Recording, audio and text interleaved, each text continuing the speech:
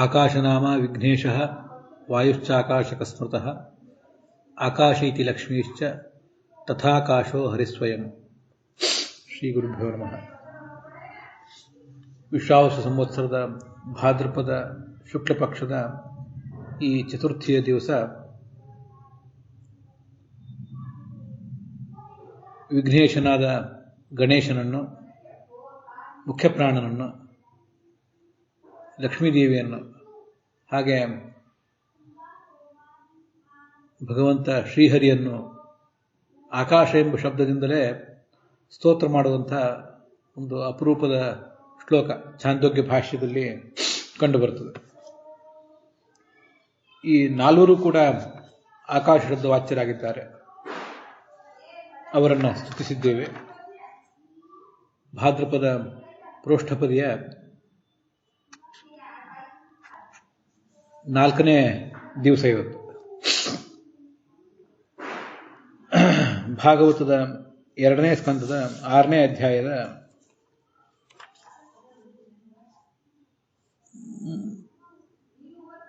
4ನೇ ಶ್ಲೋಕವನ್ನು ನೋಡಬೇಕು. ಮೊದಲು ಎಲ್ಲ ಶ್ರೋತೃಗಳಿಗೂ ಅವರ ಪರಿವಾರಕ್ಕೂ ಕೂಡ ಗಣೇಶ ಚತುರ್ಥಿಯ ಶುಭಾಶಯಗಳು ಮತ್ತು ನಮಸ್ಕಾರಗಳು. ಭಗವಂತನ ಯಾವ್ಯಾವ ಅವಯವದಿಂದ ಯಾವ್ಯಾವ ದೇವತೆಗಳು ಹುಟ್ಟಿದರು ಮತ್ತು ಯಾವ್ಯಾವ ಇಂದ್ರಿಯಗಳು ಹುಟ್ಟಿದವು ಅನ್ನೋದನ್ನೆಲ್ಲ ಇಲ್ಲಿ ನೋಡ್ತಿದ್ದೇವೆ.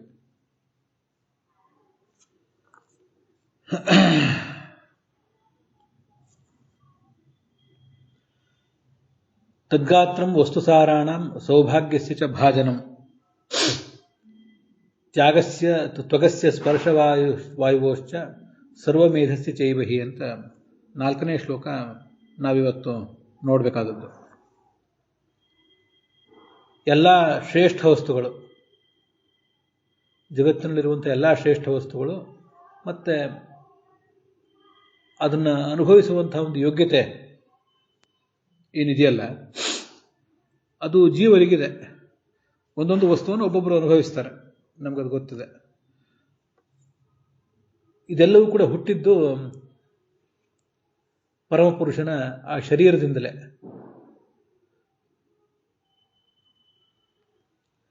ಮತ್ತೆ ತ್ವಗೀಂದ್ರಿಯ, ಅದರ ಅಭಿಮಾನಿ ದೇವತೆಯಾದಂಥ ವಾಯು, ಮತ್ತೆ ಯಜ್ಞಗಳು, ಇವೆಲ್ಲವೂ ಕೂಡ ಭಗವಂತನ ತ್ವಗೀಂದ್ರಿಯದಿಂದಲೇ ಹುಟ್ಟಿವೆ.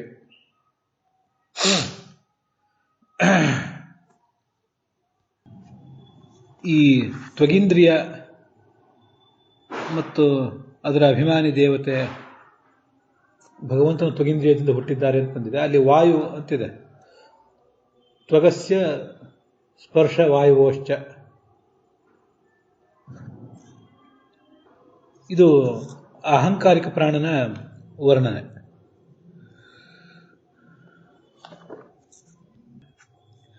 ಹಿಂದೆ 5ನೇ ಅಧ್ಯಾಯದಲ್ಲಿ 30ನೇ ಶ್ಲೋಕದಲ್ಲಿ ದಿಗ್ವಾತಾರ್ಕ ಪ್ರಜೇತೋಷ್ವಿ ವನ್ಹಿ ಇಂದ್ರ ಉಪೇಂದ್ರ ಮಿತ್ರಕಾಹ ಅಂತ ಹೀಗೆ ಬಂದಿದೆ. ಅಲ್ಲಿ ದಿಕ್ ಅಂದರೆ ದಿಗಭಿಮಾನಿ ದೇವತೆಗಳು, ದಿಕ್ಪಾಲಕ ದೇವತೆಗಳು, ವಾತ ಅಂತಿದೆ. ವಾತ ಅಂದರೆ ತ್ವಗೀಂದ್ರಿಯಕ್ಕೆ ಅಹಂಕಾರಿಕ ಪ್ರಾಣ ಅಂಥೇಳಿ ಬಂದಿದೆ. ಆ ಅಹಂಕಾರಿಕ ಪ್ರಾಣನೇ ಇಲ್ಲಿ ಈ ತ್ವಗೀಂದ್ರಿಯದ ಅಭಿಮಾನಿ. ಮತ್ತು ಅವನನ್ನೇ ಸರ್ವ ಶರೀರಾಭಿಮಾನಿ ಅಂತ ಕೂಡ ಹೇಳ್ತಾರೆ. ಅನೇಕ ಕಡೆ ಗೋವಿಂದಾಚಾರ್ಯರು ಮತ್ತು ಪುರಾಣಿಕಾಚಾರ್ಯರು ಯಾವ ಅಭಿಪ್ರಾಯಗಳನ್ನು ಹೇಳಿರ್ತಾರೆ ಅದನ್ನು ಸೇರಿಸ್ಕೊಂಡು ಹೇಳಿರ್ತೀನಿ. ಅಲ್ಲಿ ಕೆಲವು ವಿಮರ್ಶೆಗಳನ್ನು ಮಾಡಿರ್ತೇನೆ. ಅವರಿಬ್ಬರು ಹೇಳಿದ್ದು ಎಲ್ಲವನ್ನೂ ಒಪ್ಪಿರ್ತೇನೆ ಅಂತಲ್ಲ, ಆದರೂ ಬಹುತೇಕ ಕಡೆ ಅದನ್ನು ನಾನು ಅವಲಂಬಿಸಿರ್ತೇನೆ.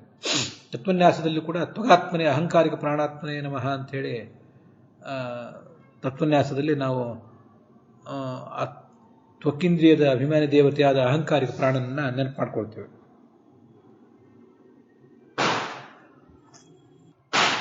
ಒಟ್ಟಾರೆ ಅವರು 3 ಜನ ವಾಯುಗಳಿದ್ದಾರೆ. ಮರೀಚಿ ಅಂತ ಒಬ್ಬ ಇದ್ದಾನೆ, ಅವನು ಭೂತವಾಯುವಿನ ಅಭಿಮಾನಿ. ಸ್ಪರ್ಶವಾಯುವಿನ ಅಭಿಮಾನಿ ಪ್ರವಾಹ ಕೂಡ ಇದ್ದಾನೆ. ಅವನ ಜೊತೆಗೇನೆ ಅವನಿಗಿಂತ ಮೇಲೆ ಈ ತ್ವಗೀಂದ್ರಿಯಕ್ಕೆ ಅಭಿಮಾನಿಯಾಗಿ, ಶರೀರದ ಅಭಿಮಾನಿಯಾಗಿ ಅಹಂಕಾರಿಕ ಪ್ರಾಣ ಇದ್ದಾನೆ. ಆ ಅಹಂಕಾರಿಕ ಪ್ರಾಣನೇ ಸ್ಪರ್ಶವಾಯು ಅಂತ ಈ 6ನೇ ಅಧ್ಯಾಯದ 4ನೇ ಶ್ಲೋಕದಲ್ಲಿ ವರ್ಣಿತನಾಗಿದ್ದಾನೆ. ಅದರಿಂದ ಸ್ಪರ್ಶವಾಯು ಅಂದರೆ ಪ್ರವಹನೂ ಹೌದು, ಅಹಂಕಾರಿಕ ಪ್ರಾಣನೂ ಹೌದು.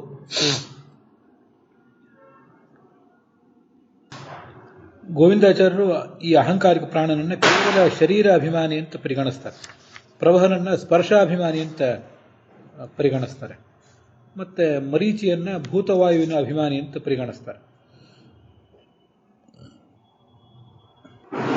ಇಲ್ಲಿ ವಸ್ತು ಸಾರ ಅಂತಿದೆ, ಅಂದರೆ ಶ್ರೇಷ್ಠ ವಸ್ತುಗಳು ಅಂತ ಅದರ ಅರ್ಥ ಆಗ್ತದೆ.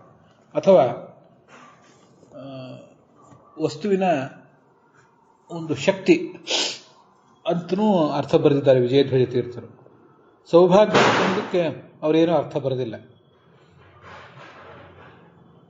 ತ್ವಗೀಂದ್ರಿಯಸ್ಯ ಸ್ಪರ್ಶಗುಣಸ್ಯ ಸ್ಪರ್ಶಾಭಿಮಾನಿನೋ ವಾಯೋ ಅಂತ ಅಷ್ಟೇ ಅರ್ಥ ಬರೀತಾರೆ. ಸರ್ವಮೇಧ ಅಂತ ಏನಿದೆ, ಸರ್ವಯಜ್ಞ, ಎಲ್ಲವನ್ನೂ ದಾನ ಮಾಡುವಂತಹ ಒಂದು ವಿಶಿಷ್ಟವಾದ ಯಜ್ಞ. ಯಾದವಾರ್ಯ ದೃಷ್ಟಿಕೋನದಿಂದ ವಸ್ತುಸಾರ ಅಂದರೆ ವಸ್ತು ಶ್ರೇಷ್ಠ.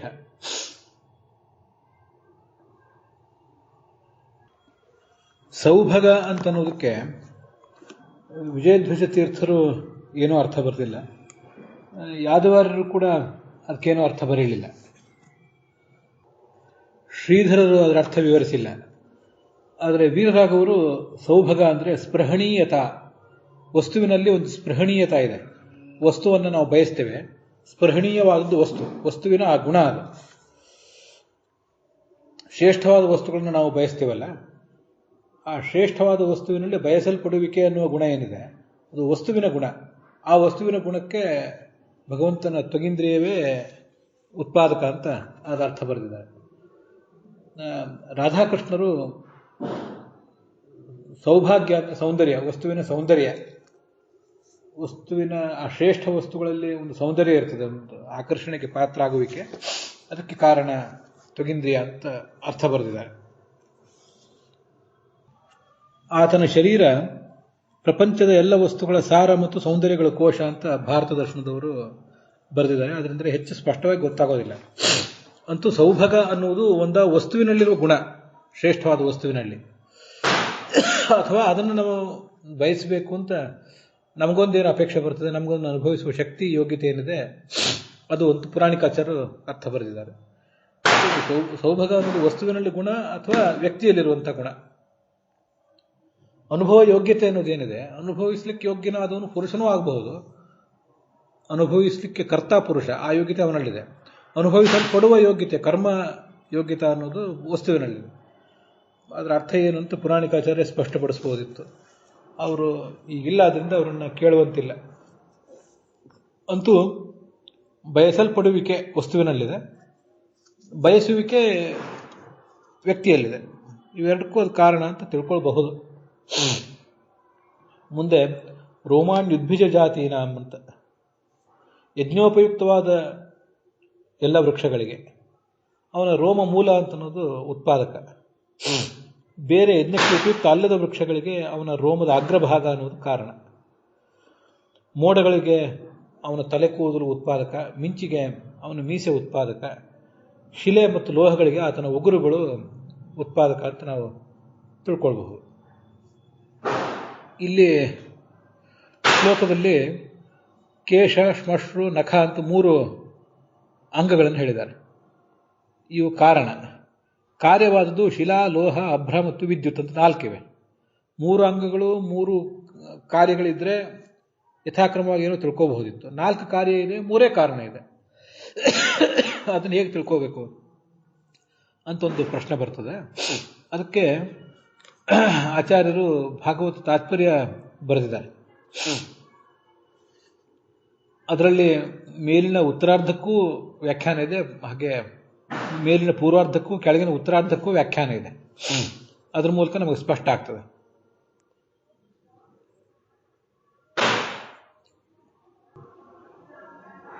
ವಿಜಯಧ್ವಜರ ವ್ಯಾಖ್ಯಾನದಲ್ಲಿ ಈ ಪಲಾಶ, ಮುತ್ತುಗ ಮೊದಲಾದ ವೃಕ್ಷಗಳ ಮೂಲಕ ಏನು ಯಜ್ಞ ನಡೀತದಲ್ಲ, ಅವೆಲ್ಲ ಯಜ್ಞಕ್ಕೆ ಉಪಯುಕ್ತ. ಅವೆಲ್ಲವೂ ಕೂಡ ರೋಮದಿಂದ ಹುಟ್ಟಿವೆ.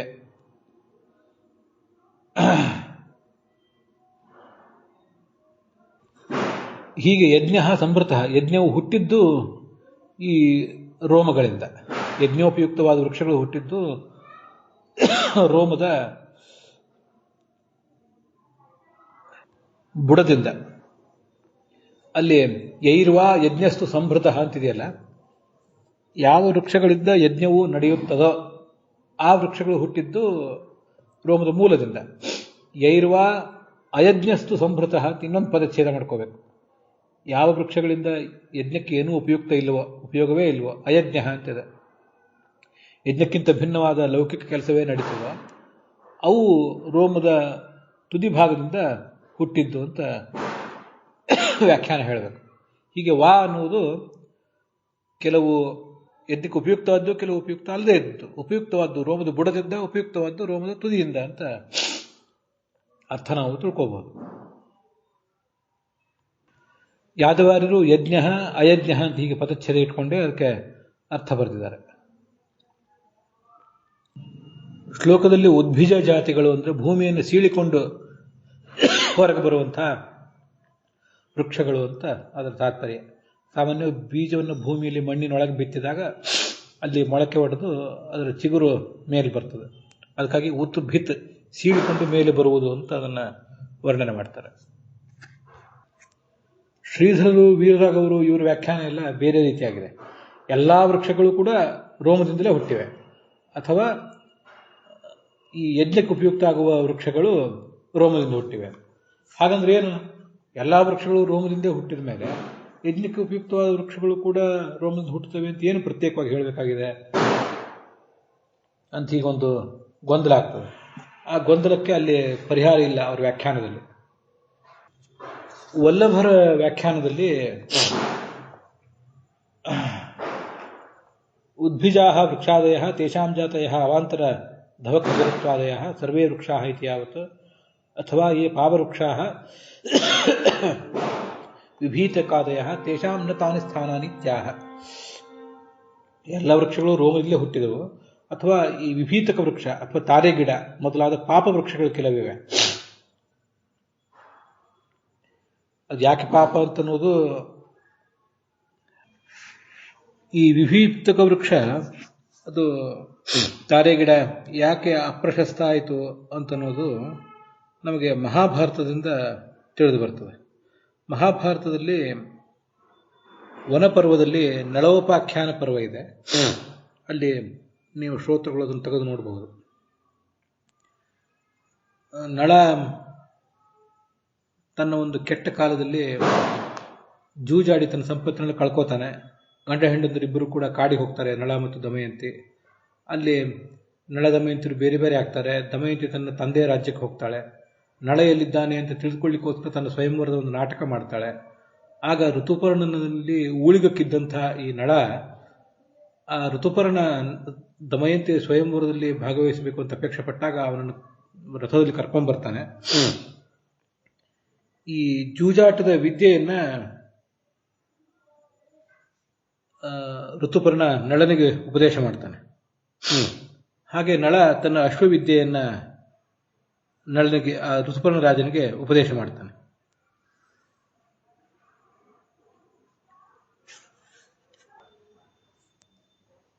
ಹೀಗೆ ಆ ಅಕ್ಷವಿದ್ಯೆ ಮತ್ತು ಗಣಿತದ ವಿದ್ಯೆ ಅದನ್ನ ಋತುಪರ್ಣ ನಳನಿಗೆ ಉಪದೇಶ ಮಾಡಿದಾಗ ಅವನ ಶರೀರದಿಂದ ಕಲಿ ಹೊರಗೆ ಬರ್ತಾನೆ. ಕಲಿ ಹೊರಗೆ ಬಂದು ಪ್ರವಿವೇಶ ಬಿಭೀತಕಂ ಅಂತ, ಇದು ನಾನು ಹೇಳ್ತಿರೋದು ವನಪರ್ವದಲ್ಲಿ ನಳೋಪಾಖ್ಯಾನ ಪರ್ವ. ಅಲ್ಲಿ ಉತ್ತರ ಭಾರತದ ಪಾಠದ ಪ್ರಕಾರ 72ನೇ ಅಧ್ಯಾಯ ನಾನು ಹೇಳ್ತಿರೋದು.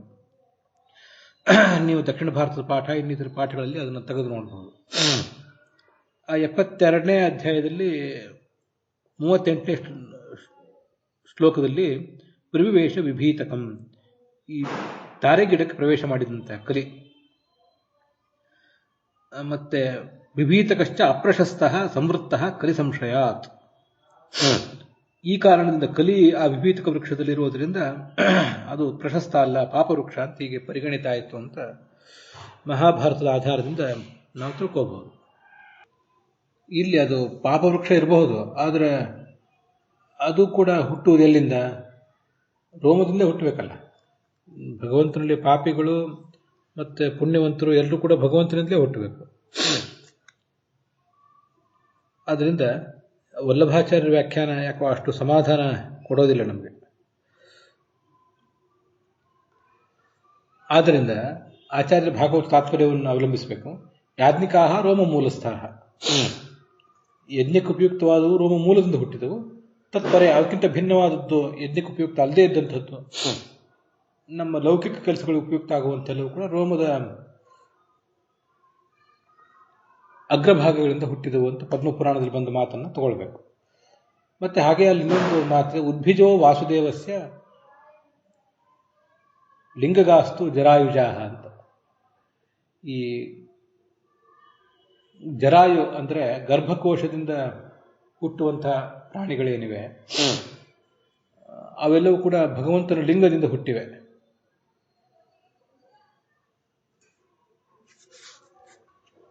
ಆ ಪದ್ಮಪುರಾಣದ ಶ್ಲೋಕದಲ್ಲಿ ಉದ್ಭಿಜ ಅಂದರೆ ವೃಕ್ಷಗಳು. ಅವು ಕೆಲವು ಯಜ್ಞಕ್ಕೋಪಯುಕ್ತವಾದದ್ದು ರೋಮದ ಮೂಲದಿಂದ, ಯಜ್ಞಕ್ಕೋಪಯುಕ್ತ ಅಲ್ಲದೇ ಇದ್ದದ್ದು ರೋಮದ ತುದಿಭಾಗದಿಂದ ಅಂತ ಅರ್ಥ. ವಾಸುದೇವಸ್ಯ ಲಿಂಗಗಾಸ್ತು ಜರಾಯುಜಾಹ ಅಂತ ಪ್ರತ್ಯೇಕ ಶಬ್ದ. ಗರ್ಭಕೋಶದಿಂದ ಹುಟ್ಟುವಂತಹ ಪ್ರಾಣಿಗಳು ಕೆಲವು ಮೊಟ್ಟೆಯಿಂದ ಹುಟ್ಟುತ್ತವೆ, ಅದು ನಮ್ಗೆ ಗೊತ್ತಿದೆ, ಅಂಡಜ ಅಂತ ಕರೀತಾರೆ ಅವನ್ನ. ಅವಲ್ಲದೆ ಗರ್ಭಕೋಶದ ಮೂಲಕ ಹುಟ್ಟುವಂಥವೆಲ್ಲವೂ ಕೂಡ ಭಗವಂತನ ಲಿಂಗದಿಂದ ಹುಟ್ಟಿವೆ ಅಂತ ತಿಳ್ಕೊಳ್ಬೇಕು. ಅದರ ನಂತರ ಬರುವುದೇ ಅಗ್ನಿಪುರಾಣದ ಶ್ಲೋಕ. ನಾವೀಗಾಗಲೇ ನೋಡಿದ್ದೀವಿ ಭಗವಂತನ 3 ಅಂಗಗಳು, ಕೇಶ, ಶ್ಮಶ್ರು ಮತ್ತು ನಖ ಅಂತ. ಅದರಿಂದ ಹುಟ್ಟಿದ್ದು 4: ಶಿಲಾ, ಲೋಹ, ಮೋಡ ಮತ್ತು ಮಿಂಚು. ಇದನ್ನು ಹೇಗೆ ಹೊಂದಿಸಬೇಕು ಅಂತ ನಮಗೆ ಗೊಂದಲ ಆಗ್ತದೆ. ಶ್ರೀಧರರು ಅದನ್ನು ಸರಿಯಾಗಿ ವ್ಯಾಖ್ಯಾನ ಮಾಡಿದ್ದಾರೆ. ಕೇಶಗಳು ಭಗವಂತನ ಕೇಶದಿಂದ ಮೋಡಗಳು ಹುಟ್ಟಿದವು, ಹಾಗೆ ಮೀಸೆಯಿಂದ ಮಿಂಚು ಹುಟ್ಟಿತು, ಮತ್ತೆ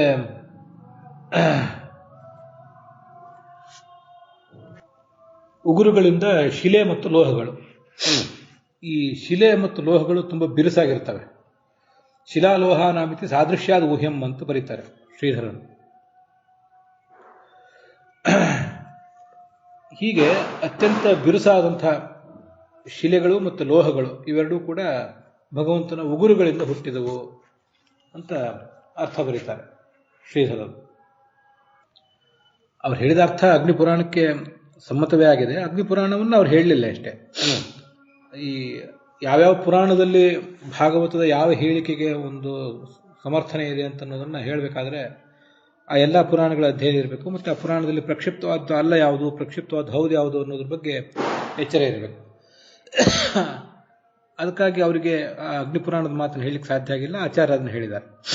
ಹರೇಶ್ ಮಶ್ರಾಶ್ರಯ ವಿದ್ಯುತ್ ಚಿಲಾಲೋಹ ನಖಾಶ್ರಯ.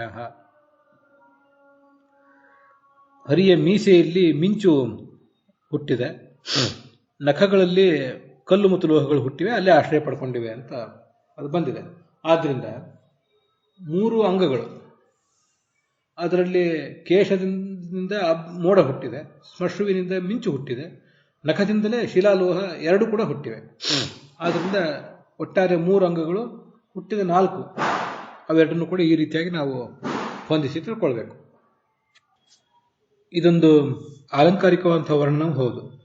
ವ್ಯಾಪ್ತನಾದ ಪರಮಪುರುಷ ಆಕಾಶದಲ್ಲಿ ನಿಂತ್ಕೊಂಡಿದ್ರೆ ಅವನ ತಲೆ ಕೂದಲು ಎಲ್ಲ ಕಡೆ ಹರಡಿರ್ತದೆ.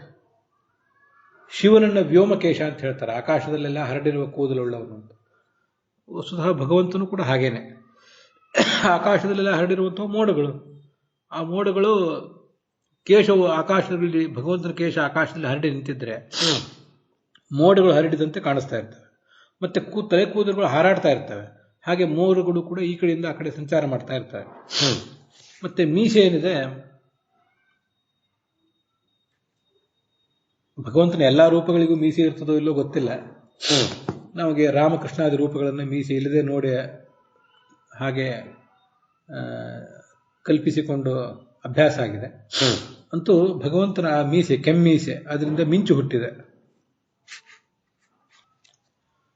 ಸಾಮಾನ್ಯವಾಗಿ ನಾವು ಮಾತನಾಡುವಾಗ ತುಟಿಯ ಮೇಲಿರುವಂತಹ ಮೀಸೆ ಅದು ಸ್ವಲ್ಪ ಬೇರೆ ಬೇರೆ ಭಂಗಿಯನ್ನು ತೋರಿಸ್ತಾ ಇರ್ತದೆ.